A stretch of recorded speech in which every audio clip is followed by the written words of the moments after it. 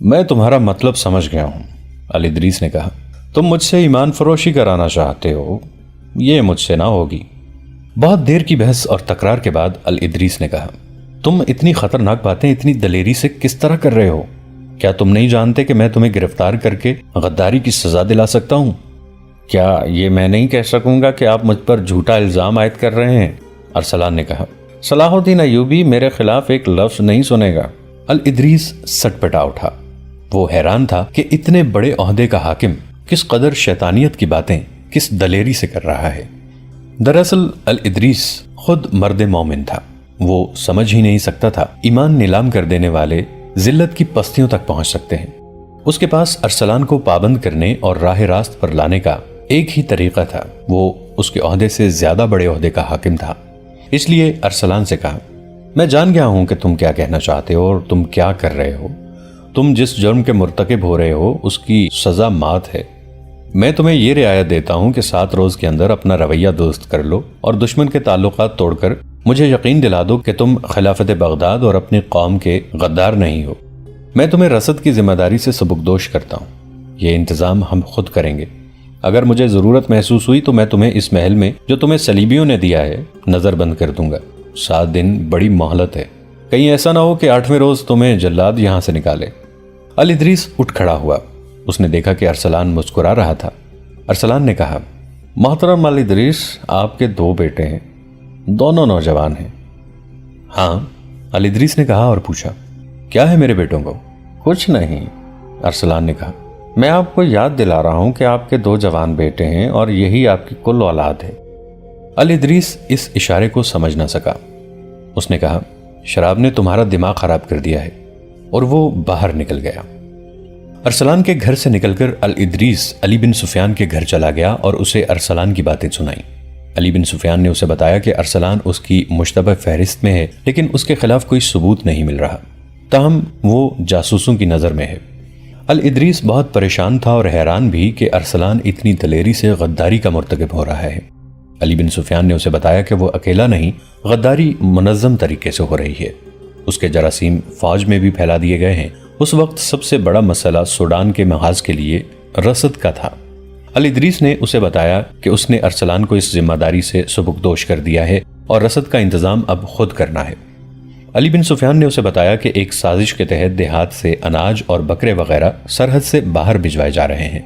منڈی میں غلے اور دیگر سامان خوردونوش کا مصنوعی قحط پیدا کر دیا ہے۔ اس نے بتایا کہ اس کے اپنے جاسوسوں اور مخبروں کو یہ کام دے رکھا ہے کہ رات کو ادھر ادھر گھومتے رہا کریں، جہاں کہیں انہیں اناج کی ایک بوری بھی جاتی نظر آئے پکڑ لیں۔ طویل بات چیت کے بعد انہوں نے رسد کے انتظام کا کوئی طریقہ سوچ لیا۔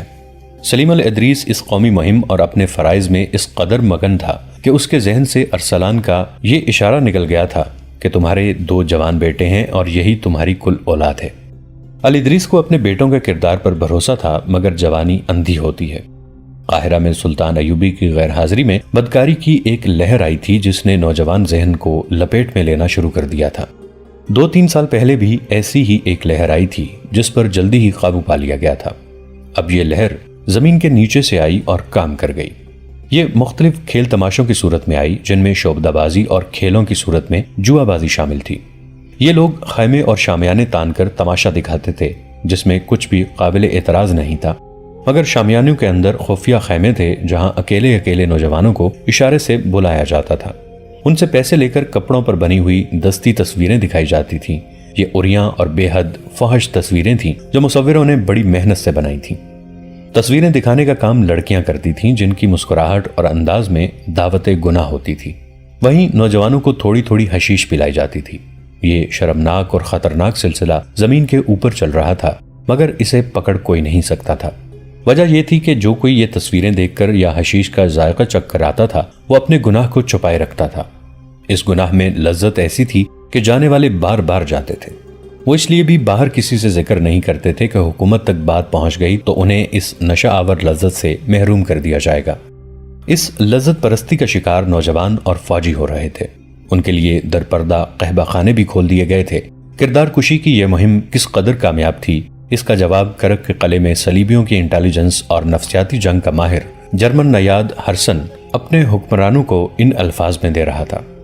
स्पेन के मुसव्विरों ने ये जो तस्वीरें बनाई हैं, ये लोहे के बने हुए मर्दों को भी मिट्टी के बुत बना देती हैं। उसने एक मर्द और एक औरत की एक फाहिश तस्वीर हाजरीन को दिखाई। ये बड़े साइज की तस्वीर थी जो ब्रश से दिलकश रंगों में बनाई गई थी। सलीबी हुक्मरानों ने तस्वीर देखकर एक दूसरे के साथ नंगे मजाक शुरू कर दिए। हरसन ने कहा, मैंने ऐसी बेशुमार तस्वीरें बनाकर मिस्र के बड़े बड़े शहरों में इनकी खुफिया नुमाइश का इंतजाम कर दिया है। वहां से हमारी कामयाबी की इत्तलाएं नहीं आ रही। मैंने काहिरा की नौजवान नस्ल में हैवानी जज्बा भड़का दिया है। ये ऐसा ताकतवर जज्बा है जो मुश्तइल हो जाए तो तमाम इंसानी जज्बों को, जिनमें कौमी जज्बा खास तौर पर शामिल है, तबाह कर देता है। इन तस्वीरों ने मिस्र में मुकीम मुसलमान फौज को जहनी और अखलाकी लिहाज से बेकार करना शुरू कर दिया है। इन तस्वीरों की लज्जत नशा भी मांगती है, इसका इंतजाम भी कर दिया है। मेरे तकरीबकारों और जासूसों के गिरोह ने सहराई लड़कियों की पूरी फौज काहिरा और दूसरे कस्बों में दाखिल कर दी है। ये लड़कियां दीमक की तरह सलाहुद्दीन की कौम और फौज को खा रही हैं। वो वजूहात कुछ और थीं जब मेरी मुहिम काहिरा में पकड़ी गई थी। अब मैंने कुछ और तरीके आजमाए हैं जो कामयाब हो रहे हैं। अब वहां के मुसलमान खुद मेरी मुहिम की हिफाजत करेंगे और इसे तक़वियत देंगे। वो इस ज़हनी अयाशी के आदी हो गए हैं। थोड़े ही अरसे बाद उनके जहनों में उनकी अपनी ही कौम और अपने ही मुल्क के खिलाफ जहर भरना शुरू कर दूंगा। सलाहुद्दीन बहुत होशियार आदमी है, हाजरीन से किसी ने कहा। वो जो ही मिस्र पहुंचा तुम्हारी इस मुहिम को जड़ से उखाड़ देगा। अगर वो मिस्र पहुंचा तो? हरसन ने कहा, उस सवाल का जवाब आप ही दे सकते हैं कि आप उसका मुहासरा कामयाब होने देंगे या नहीं। बेशक उसने रेमांड की फौज को किले के बाहर घेरे में ले रखा है और किला उसके मुहासरे में है, लेकिन ये घेरा और ये मुहासरा उसके लिए नुकसान का बायस बन सकता है। आप यहाँ फैसला कुन जंग न लड़ें, अयूबी को मुहासरा किए रखने दें ताकि वो यहीं पाबंद रहे और मिस्र न जा सके। सूडान में हमारे कमांडरों ने तकीउद्दीन की फौज को निहायत कामयाबी से बखेर दिया है। वो अब न लड़ सकता है न वहां से निकल सकता है। मिस्र की मंडियों और वहां की खेतियों का गल्ला मैंने गायब करा दिया है। आपकी दी हुई दौलत आपको पूरा सिला दे रही है। अयूबी का एक वफादार हाकिम अरसलान दरअसल आपका वफादार है। वो हमारे साथ पूरा तावन कर रहा है। उसके कुछ और साथी भी हमारे साथ हैं। अरसलान को कितना मुआवजा दिया जा रहा है? फिलिप ऑगस्टस ने पूछा। जितना एक मुसलमान हाकिम का दिमाग खराब करने के लिए काफी होता है, हरसन ने जवाब दिया। औरत और शराब, दौलत और हुकूमत का नशा किसी भी मुसलमान का ईमान खरीद सकता है।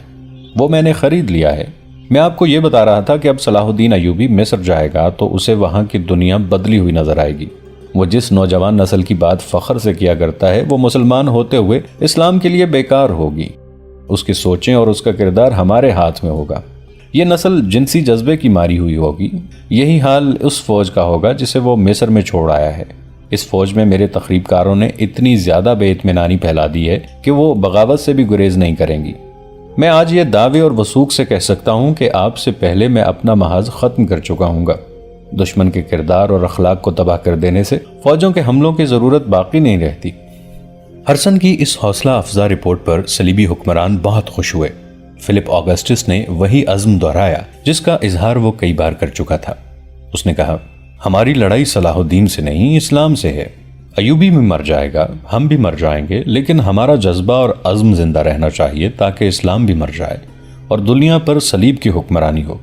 इसके लिए ये ज़रूरी नहीं कि ऐसा महाज खोला जाए जहां से मुसलमानों के नज़रियात और किरदार पर हमला किया जाए।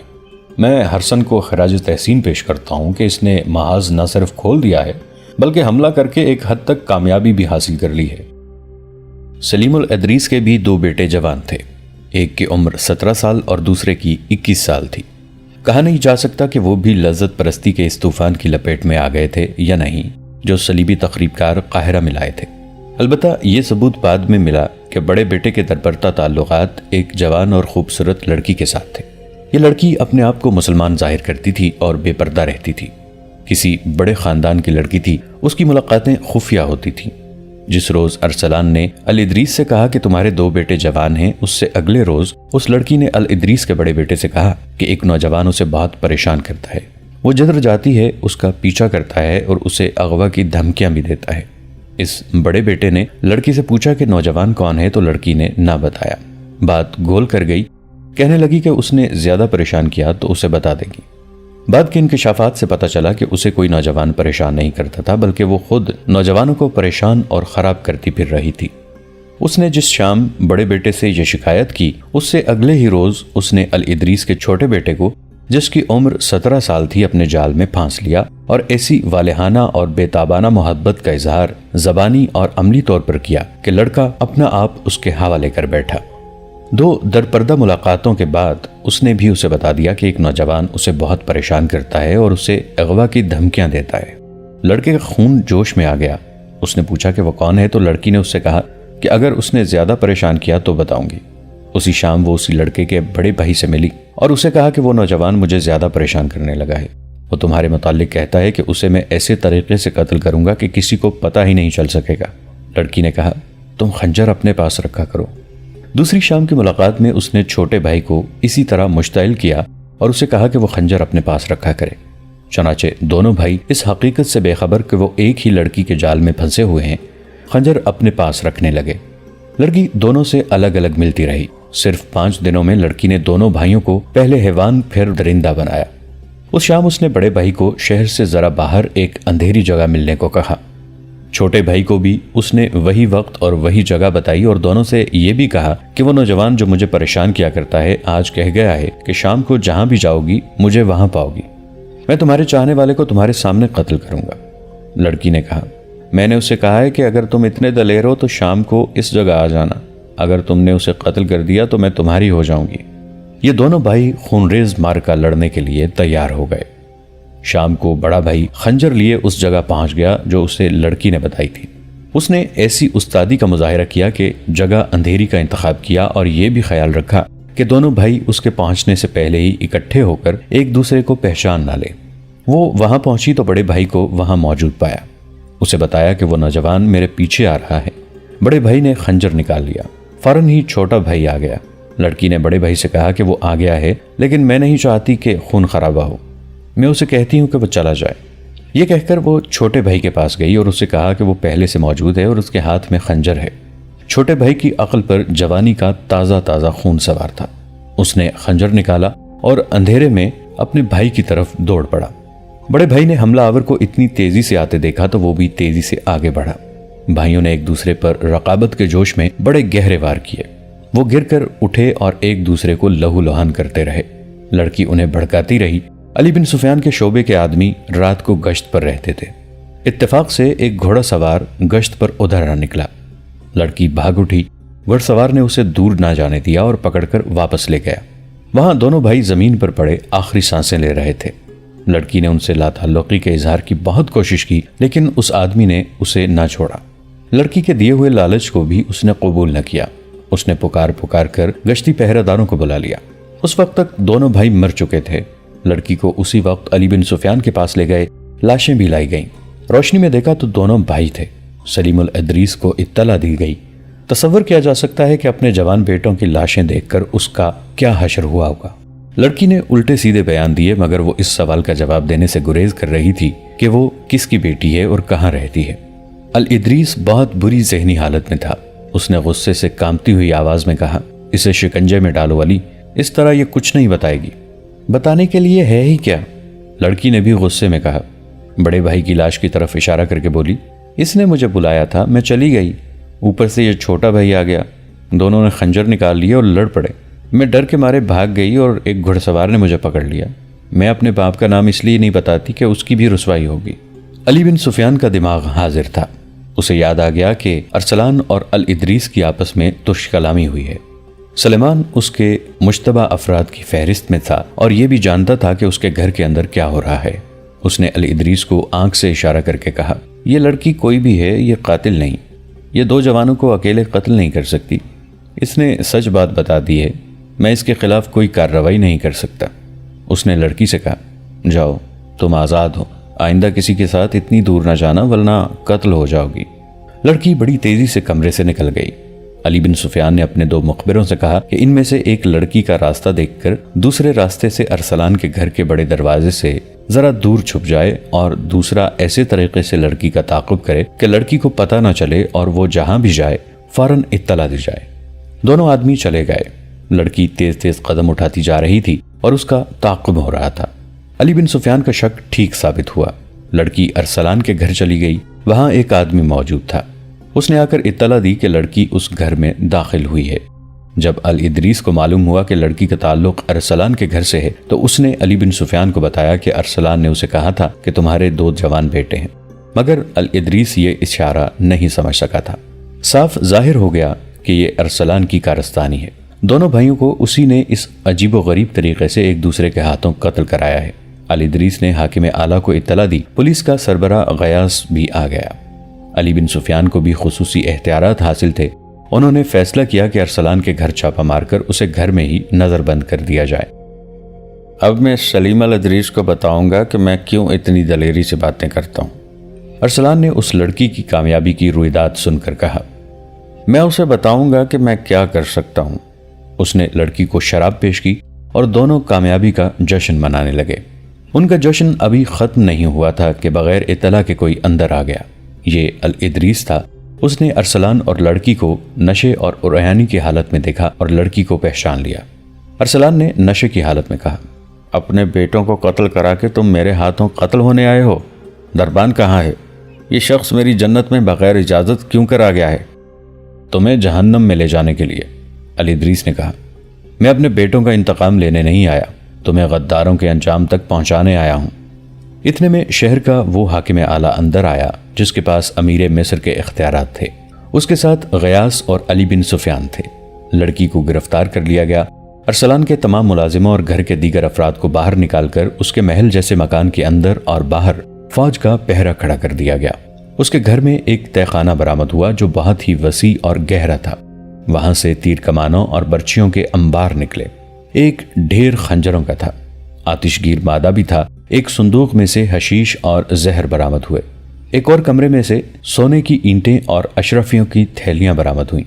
اس نے اپنی پرانی 2 بیویوں اور ان کے بچوں کو کہیں اور بھیج رکھا تھا۔